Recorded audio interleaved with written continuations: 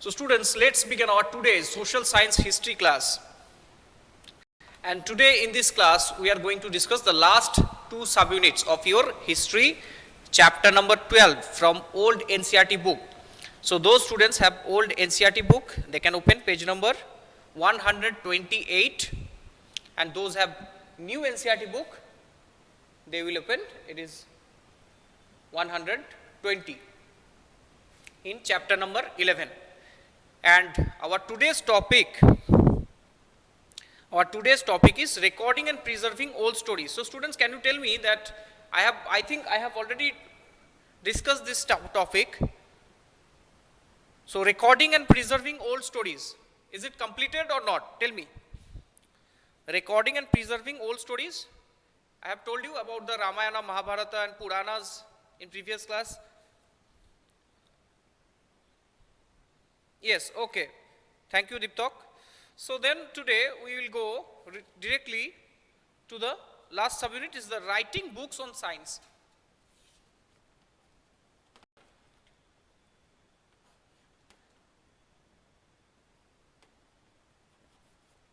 Writing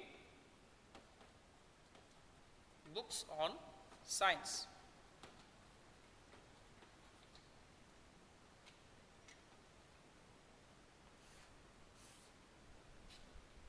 So you will be surprised to know that at the time also, long ago in ancient India, there are a lot of scientists also present in India. And these scientists or mathematicians also discovered different formulas, mathematical formulas that is also used by the people of the world every day in the other countries also. And their scientific invention also helped thousands or millions of people every day in their daily life to recover themselves from critical diseases. So all the students, do one thing, just mention your name in the chat box. I will take your attendance from that portion. Okay. So mention, all of you, mention your name in the chat box.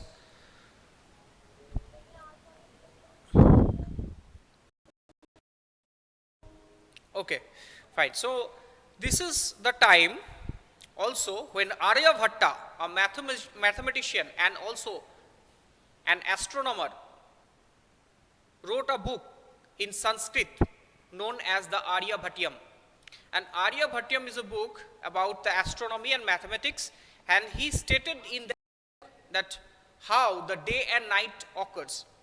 And he also told that the day and night were caused by the rotation of the earth on its axis. You have already read it in geography, chapter number 2. I think even though it seems as if the sun is rising and setting every day, he developed a scientific explanation for eclipses as well. And he also found a way to circulating the circumference of a circle, which is nearly as accurate as the formula we use today to calculate the circumference of a circle. Okay, so how advanced they were, you can imagine. Except this, some other mathematician also born at the time, such as Brahmagupta, Varahamihir, etc. And Brahmagupta, Varahamihir, these people also wrote several books on mathematics as well as on science and astronomical calculations. And it was said that Varahamihir also the present in the court of Chandragupta II, the Gupta Empire.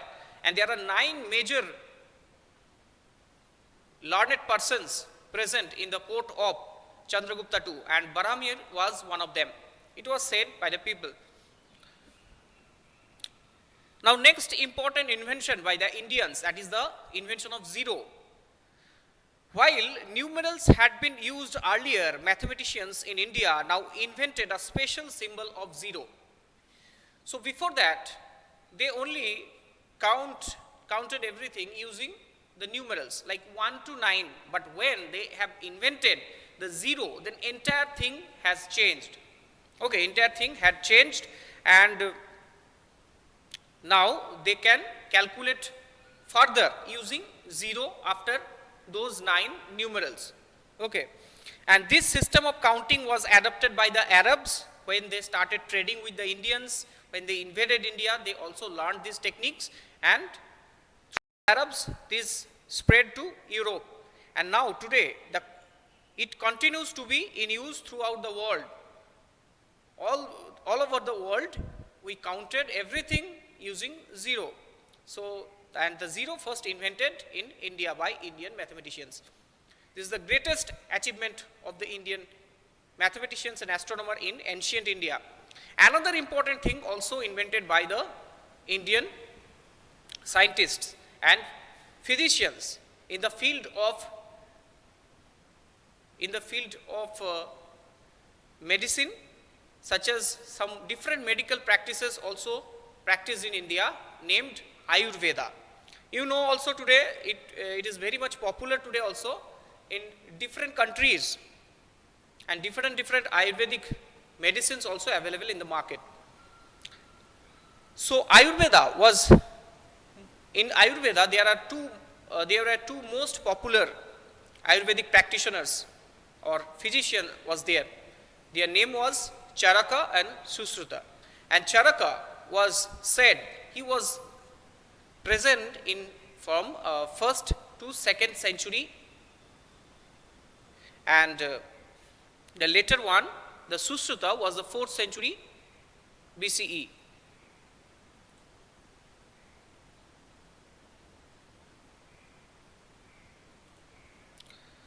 And Charaka wrote a book named Charaka Samhita, and in his book he also described in detail about the different plants, herbs and minerals and their uses to cure different type of diseases.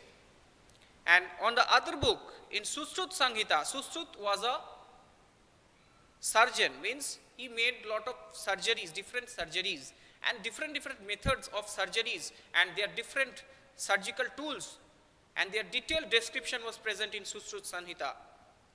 This book was written long ago in Sanskrit, and today also their copies also available in different libraries and preserved in different museums also. And picture of the different type of books also drawn on the Sushrut Samhita. So reading these books, we can understand that how they developed their medical technology, how they developed their technology of surgery and use of medicines. Okay. So students, that's all. So if you have any question, you can ask me from that subunit.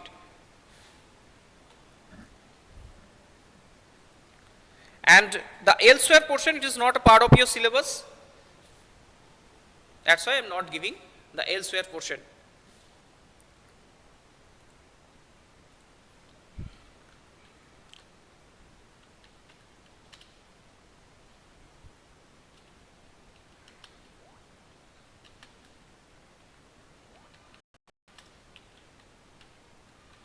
Okay students, now I am asking some question from the previous class. So those who have attended, try to answer these questions.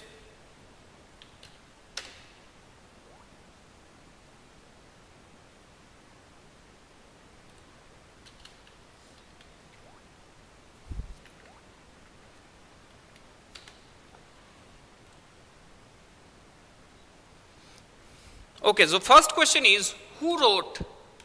Okay students, are you ready? I am asking question. Okay, no doubt. So the first question, it is, who wrote the great epic Ramayana? Who wrote the great epic Ramayana? If you know that, mention in the chat box.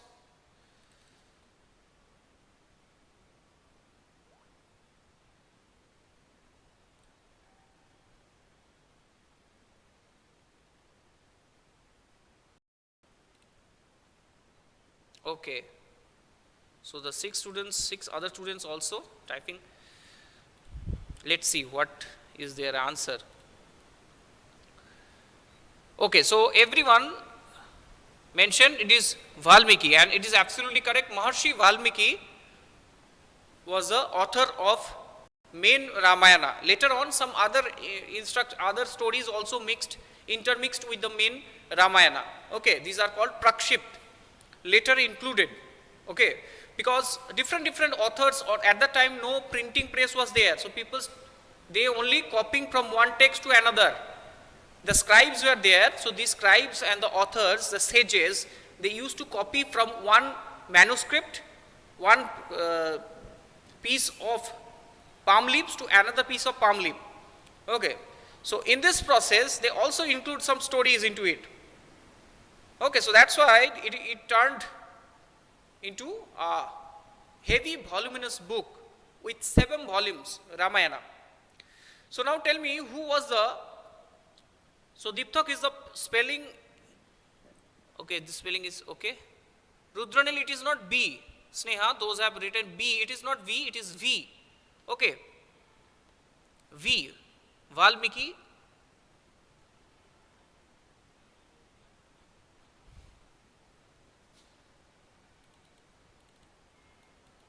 Yes, next one, tell me that who wrote the Mahabharata? Who wrote the Mahabharata?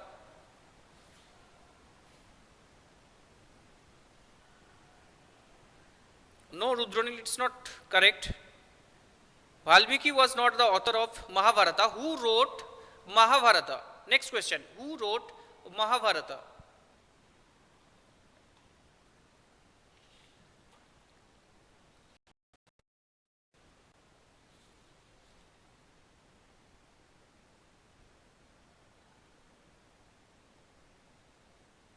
Vyasa, very good. So Vyasdev or Vyasa wrote the epic, great epic, another great epic in Sanskrit with 18 volumes. It is also have 18 volumes, 18 different chapters.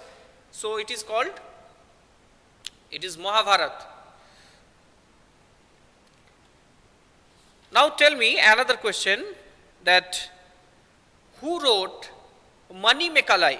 Is another Tamil epic. There are also 2 Tamil epics. One of them was Mani Mekalai, and who wrote Mani Mekalai? Who composed Mani Mekalai? Sattanar, very good, Diptak. Diptak answered correctly, it is Sattanar. A Tamil epic composed by Sattanar, describing the story of Madhavi, the daughter of Kovalan. Okay, now tell me that who was the author of Silappatikaram? Who was the author of Silappatikaram?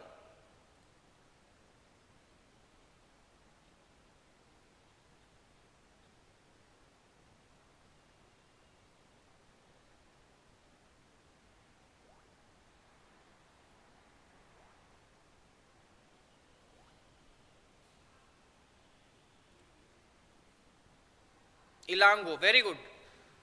Very good, students. All of them given the correct answer. It is Ilango is the author of Silappatikaram, another Tamil epic. Very good. So now the next one. So tell me, how many years ago the cave paintings of Ajanta were drawn? How many years ago the cave paintings of Ajanta were drawn? How many years ago the Ajanta cave paintings were drawn?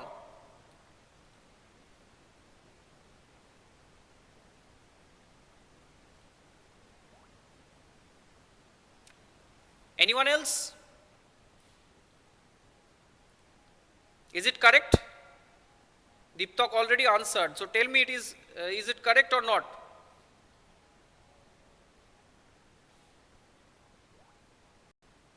How many years ago? Okay.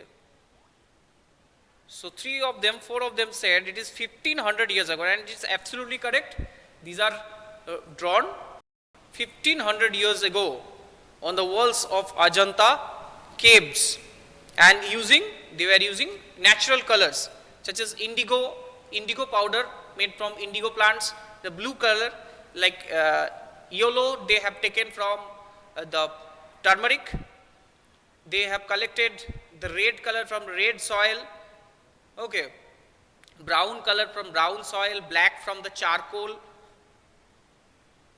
etc., the green from the leaves. So in this way they have prepared those natural colors, and we still don't know that what they have mixed with the colors, that the colors still vivid even after 1500 years. So it's a remarkable achievement of those artists, but still we don't know that who have drawn those beautiful paintings on the walls. No name was there on the walls of. Okay, Sneha, if you have any question, tell me. Sneha.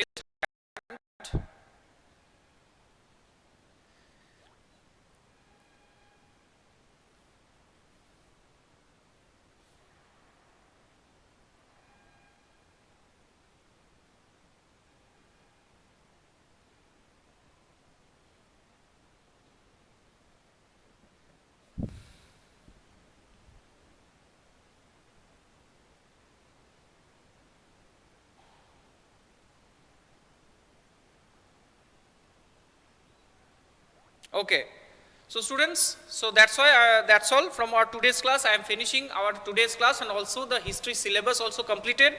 So from the next day on, we are going to revise the chapters one by one. So your examination will be conducted through online, I hope so. So that's why read all the chapters carefully. So questions will come from inside as MCQ format. So you have to read all the chapters from chapter number from the chapter of Buddhism and Jainism, okay, the new ideas from that chapter up to this chapter number, the last chapter is building, paintings and book. Read this 5 chapter carefully, question will come from these chapters, okay. And in the revision classes, I'll ask some question for your preparation. So thank you everyone, see you in the next class.